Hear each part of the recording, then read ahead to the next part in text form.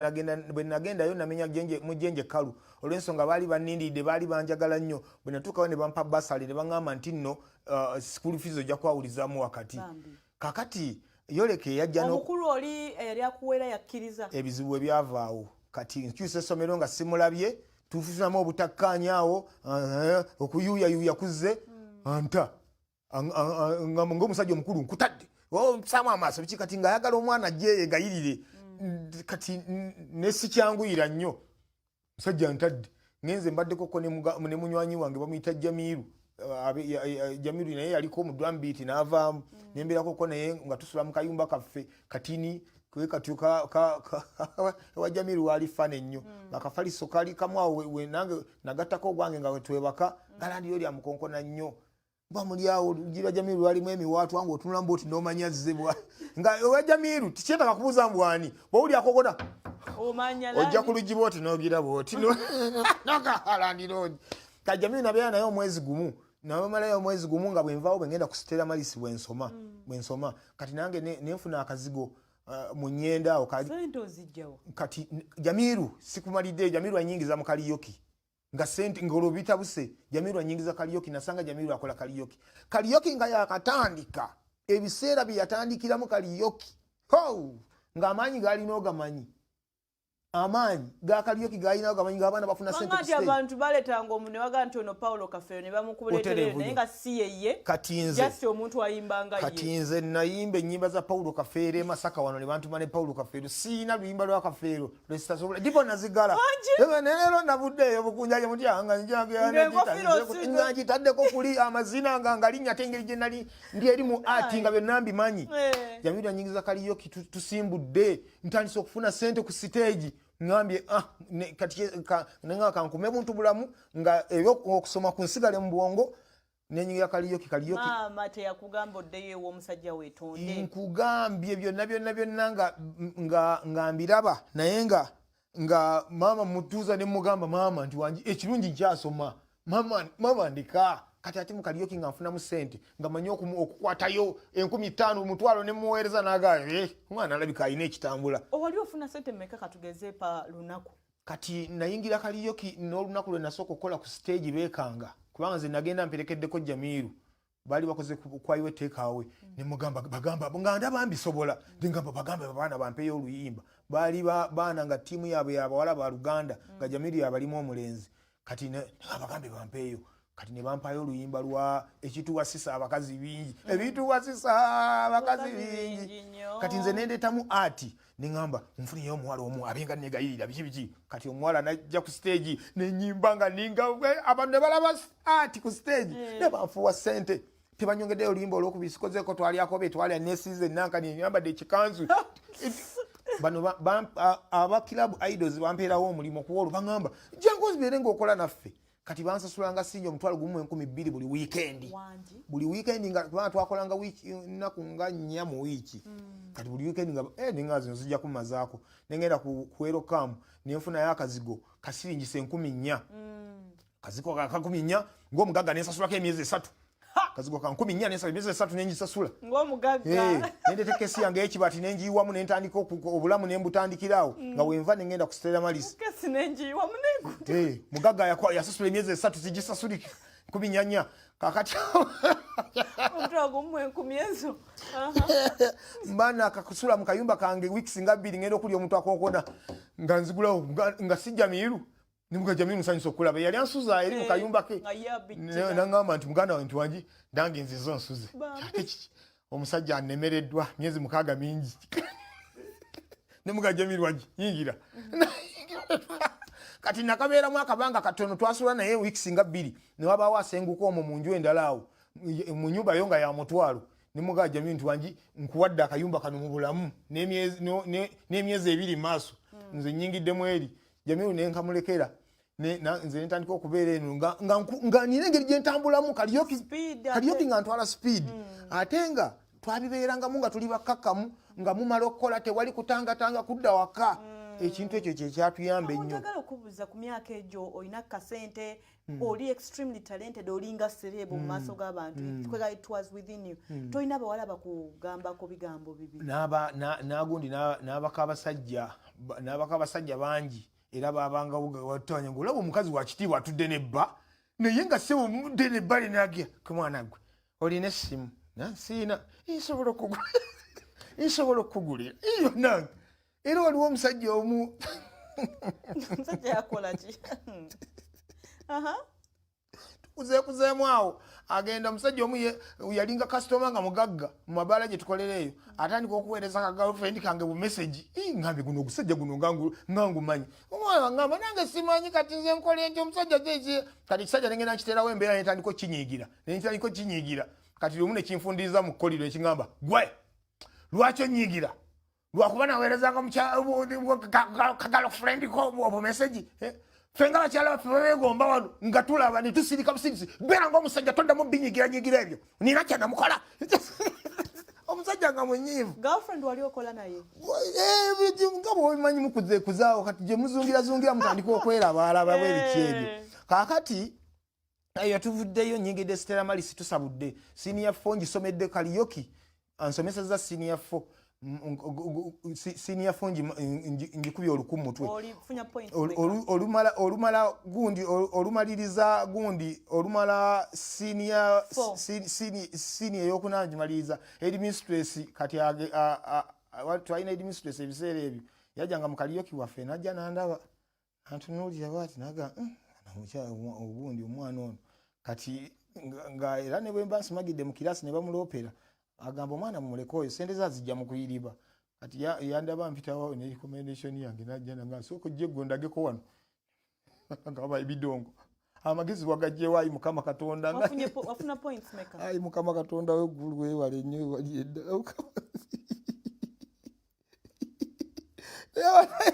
kino sikirabanga kakati tugwira zaali mukaaga kakati tufulutuka waawo aggregates eza senior 4 zenjogera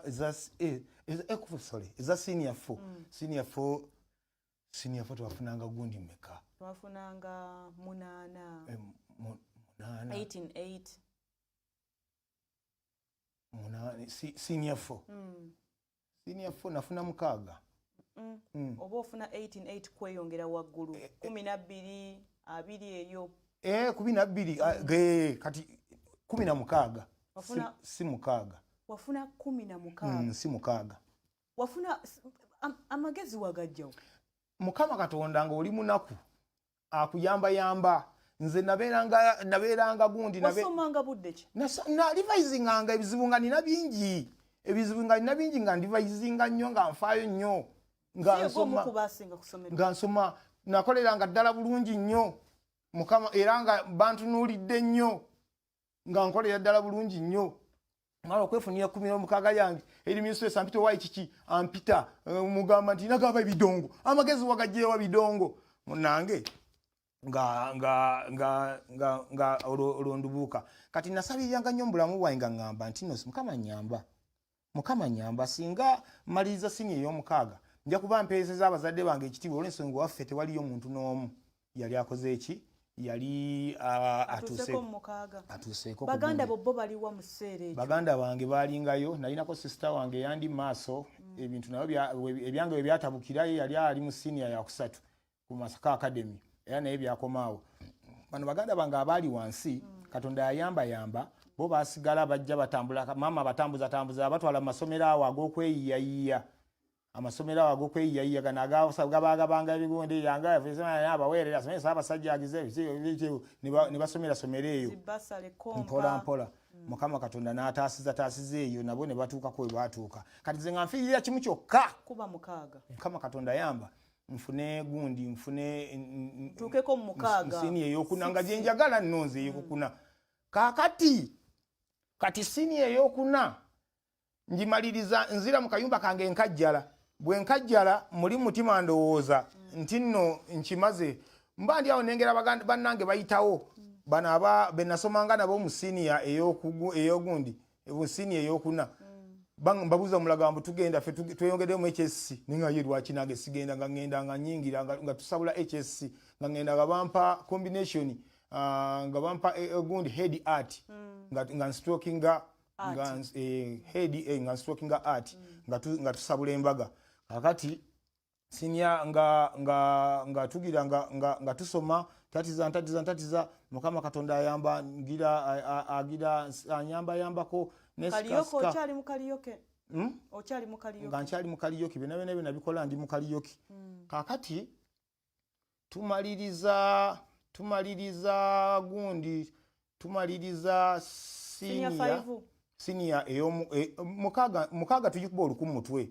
mukaga Katonda nze kaliyoki yampeerera namazisako mukaga bemaliza mukaga tuyingira gundi kati kwaiwe tekawe je nakoleranga kaliyoki bampita bagamba nti jango gire ng'okolerako wano mu vacation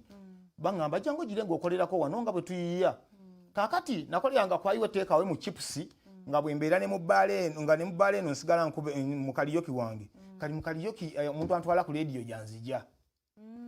ansanga ku stage ndi mu kuwammanta ebintu byange omusajja nziza wali ebbali bamuyitanga Dickson Sengonzi Mukama Katonda amumuze emirembe. Sengonzi yali alina obumanyirivu mu radio yali akola ku radio nga bagita Equator nga biba star ba radio Masaka eyo nangamba nti no osobola okukola ku radio nemugamba sisobola kakati nkola ki ku radio nangamba nti nedda kati bibadde ogera ku stage eyo tuseke ebyo osobola n'okubikola ku radio ne radio wawe zaatuuka ne baseka nantwala ku radio Equator lwampaka radio zonna zenkozeeko obulamu bwange sisabangako mulimu wantu wonna. Otandikira ku Equator oddawa nenzira ku radio Buddu kati ku radio Equator eyo gye tusinkania ne Mbaziira Tonny omwana weeka ono muganda wange mukwano gwange nnyo Mbaziira Tonny weeka Mbaziira Tonny twakolanga kaliyoki naye takunyumizanga yangamba mwasibanga ekikaali kati kaliyoki namukolanga ne Mbaziira Tonny alina gyakolera emmanga eyo bayitawo kusese koneera kakati nga embeera nga nze namusooka okuyingira radio era nga Mbaziira nga fani wange kati mba mpuliriza lumu nva ku radio Equator eyo siinamu yadde sente kuba kuyikola tewali ngayo sente tubaya mpampa ku radio Equator siinamu yadde bitano bintwala mu nnyendo gye nabeeranga ngenda ku gundi ku sesekona nabe gwe njiikiriza yenna waakiri ampeeyo singi bitano n'abimuddiza enkeera naye ngende ewaka tuukayo nasangayo Mbaziira teyali kyali wange naye nga twali mu field emu naye nga twerabalaba gyebale kale kati Mbaziira kyatugatta lwesingi 1000 lwe yampa luntwala ewaka bwe nakomayo enkya dumuleetera naŋŋamba nti nno zireke nakuwadde mpe omukwano bwe gwavaawo n'atandika okuŋŋamba nno nange ondaba ebintu bya leediyo byolimu ebyo mbyagala kati Mbaziira n'afuuka mukwano gwange netutandika okuba nga ajja ku leediyo awo ne tukuba emboozi biki Mbaziira engeri gye yayingira mu leediyo wali talina lunaku lwayinza agamba nti nno yajja n'asaba omulimu teyagusaba yayingiza lwa kisa kya Katonda ebyo ebintu Dawuda yajjanga ne tukolera awo we baamulabira ne baga omwana ono ne tutandika betyo twakolera ku leediyo Equator ne Mbaziira Tonny twakolerayo emyezi ng'esatu emyaka ng'esatu egityo ne batuyita ku leediyo Buddu Buddu si ey'amaanyi esinga Masaka ne Kampala etuuka kati batuyita ku leediyo Buddu muganda wange Mbaziira nga tubulandinza amannya gaffe era kyova olaba buli muntu agera ku Mbaziira Tonny ne Ssuuna bendi eriddawo kati gaatambula nnyo ebiseera ebyo twajjira mu kalakita nga tuli bwana buto naye nga twogeza abakadde kati abantu ekitone kigenda kitutumula nnyo tufuuka b'amaanyi bampita ku Buddu baba akampitayo egundi abantu ne bagamba kulikaabulako Mbaziira ne mukadde katono naye ne bamuleeta mbwe abanyuma bali babiri kulikaabulako audience be yabanja ne Mbaziira ne bamuleeta ne tusumulula ebintu. Buddu wakolayo emyaka emeka? Buddu nakolerayo ddala akabanga kuba nagendayo nga mu bbiri mwenda awo nagenda mu bbiri mwenda nenvaayo mu 2013 na musanvu okuva ku Buddu okuva mu matwale gage Masaka okujja e Kampala bannamasaka kyabayisa batya kyabayisa bubi nnyo abasinga bayomba ne bagamba e Kampala gy'olaze onaabisobola yo nga wazibu nga wakaaye kakati okuzootya ebiti ebyo munnange ebintu neŋŋuma ebigambo byali bingi nnyo nnyo nnyo ebyayogerwa nga mpulira nange binkuba naye nga olina okukula nenfuna okukkiriza mu mutima nenga Mukama mba nasajjawo nzije kanzije ani akuleeta e Kampala andeeta e Kampala omwami bamuyita Walugembe Moses yali akola ku Buddu najja ku Bukedde bwe yajja ku Bukedde n'alabawo gaapu awo nanzijukira nankubira essimu nantegeezaako ne manager naye yali ku Buddu era yali ku radio Buddu manager wa Bukedde naye ne bakwatagana wamu bankubira essimu ne banga tukwetaaga nga sikyalina option yonna kubanga nze obulamu bwange bwonna nali njagala nnyo okukolerako e Kampala naye nga njagala nzije e Kampala nga njidde mu maanyi nti ddala mpitira mu maanyi kituufu ddala kakati bampita e Kampala nsooka nnoonya ngamba nti siyinza kusooka kwewanirira mu bwangu nina okusooka okubaako wembeera naye waani awo n'obuzibu bwe bwaviira ddala awo nga ngamba waani munnange nga bikyaka binsoberamu awo katono nkwata essimu yange ngiscrollinga bwe nti noonya ddala mutuufu ani contact gye nnina e Kampala eyinza okunsuza okujja e Kampala gwe nkakasa nti nno mu nsi nalimu bw'omu siina muntu wange Kampala lwenkola kirwenkimanya nkwata essimu nscrollinga bwe nti noonyamu baseruganda sirabamu abaagalwa sirabamu abako sirabamu ab'emikwano nga timuli kati laba mba ntambuza bwe nti kati ntambuza Mukama Katonda gw'omanyi ngwa ku linnya lyali lipazo olunabe ngamba ne kana kacali akajje Masaka bikanegayira nkubira obuyimba bwange ne mbukateerayo tikasobola kunsuzaako weeks 2 nga lunabe mukubira gyebali ate bampise ku Bukedde okakasa mwana wama bannange Saalongo bwe kibanga bwe kiri jangu tugenda kuyiiya naye nga njirinnya ngenda Kampala wentuge Kampala ntukire eri ku Namirembe Road omukubira ngamba jangu funa boda simanye kulete mbwe ku Salama Road ku Tyandi T-side yawo nga nzija najja nakaveera kange nga mulimu obugoye bwange butonotono n'engatto nyingirawo nsabula embaga nyingirawo kati bwe nyingirawo eri pazo yajja ne bakyali be yalinga 8 mbaze kusitula bintu ambuzo waye ebintu biriwa mugamba nti nzize nga bondaba wano ebisigadde byonna ngenda gattire eno ebya Masaka ne bino byeno munnaye nga tuyingirawo nga nyingirawo gundi nga tukola ki nga twambuka iri pazo nga nsuza bambi twebaka tubeera ffenna akakomando tukalya ffenna saagala kutawanya abantu bange era nasirikanga yadde embeera nyigirizanga ne Mbaziira Tonny saamukubiranga mukanga waliwo ekiganye naye nga obuzibu nabanga na bw'amaanyi bancriticizinga nga bangi oba akajja ku radio z'e Kampala osangawo bakawaida baazo nga ebigambo yagenda tukola ki aliwo yeŋŋamba gwe bikulema tukutika ku basi ne tukuzaayo bingi nnyo nnyo nnyo Mukama n'ayamba bampa program nga yakiro nenjikola bulungi nnyo lili pazo saamuvaamu ne mukubira ennyimba ze muganda wange buzibu music wagande wanangamba e Kampala tebakuba nnyimba zange ba presenter baagaana ne mugamba nze ngenda zikuba nze nzikubani mwana akubanya ennyimba za pazo kakati ono omwana abadde atya omwana anaaba atya nennemezaako ekigere Katonda n'atuyamba nga lunabe nemmala naye emyezi egiwera 3 naye nga buli wemugamba muganda eka ŋŋende kuba na internet ofuna kasalale nga ŋŋaana Saalongo togenda mpaka soko simba kati njagala okwebaza Lil Puzzle omanyi ebiseera ebisinga ffe amawulire ge tukola mu entertainment sector tukola ebyo abantu bebagala okuwulira abantu tebaagala kuwulira gundi yakolera ani ekirungi baagala kuwulira Lil Puzzle agudde Lil Puzzle akoze bwati naye twagala okwebaza olw'okuba nti wakwata ku munno ku mukono osanga singa oleeta omukuteeko oti yandisobodde kubeera nti asustaining obulamu okubeerawo e Kampala naye bw'obanga wamukwatirako naawe tukusabira Mukama akwatireko obulamu ate butambule bulungi ne music atutumuke asingekaawo katusooke tuwumulemuko katono nnyo ate bwe tukomawo tweyongereyo n'emboozi yaffe mu kaseera ako akamaliriza tovaawo.